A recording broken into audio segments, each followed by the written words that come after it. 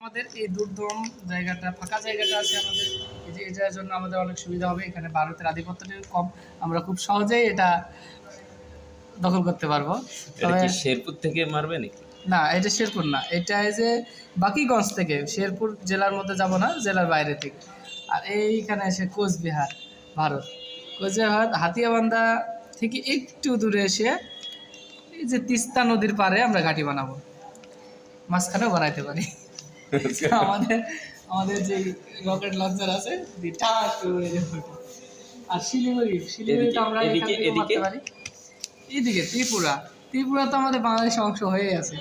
আমাদের এটা দখলের জন্য কোনো বিশেষ দক্ষতার প্রয়োজন নাই। আমরা শুধু মৌলভীবাজার এবং এই যে খাগড়াছড়ি বাজার, শিলচরে বন দিয়ে এই দিক দিয়ে ঢুকে গেলে হ্যাঁ, এইটুকুর মধ্যে মিসাইল বসাবো। আর এইখানে বসাবো হচ্ছে মিসাইলটার নাম কি? সহসভাপতি। হ্যাঁ, সহসভাপতি।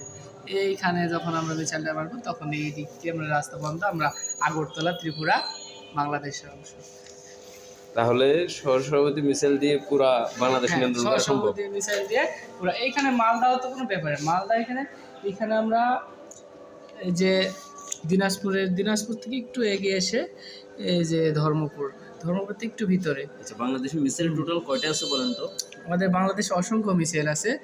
আমার পারমাণবিক ছোট ছোট কয়েকটা রকেট আছে। এরপরে আছে সভাপতি, হ্যাঁ, সভাপতি, সহসভাপতি, ছাত্রলীগ, ছাত্র শিবির, আবার ছাত্রদল, ছাত্রশক্তি, হ্যাঁ, ছাত্রশক্তি, ছাত্র ইউনিয়ন, আবার ইনকিলাব মঞ্চ। এই কটা দিয়ে পশ্চিমবঙ্গ, ভারত সব দখল উড়ে যাবে। এদিক দিয়ে বঙ্গোপসাগর উড়ে যাবে। না, বঙ্গোপসাগর তো আমাদের দখলেই। এরপরে এদিকে মায়ানমার তো নস্যি, মায়ানমার অটোমেটিক উড়ে যাবে। সহসভাপতির গরমে উড়ে যাবে।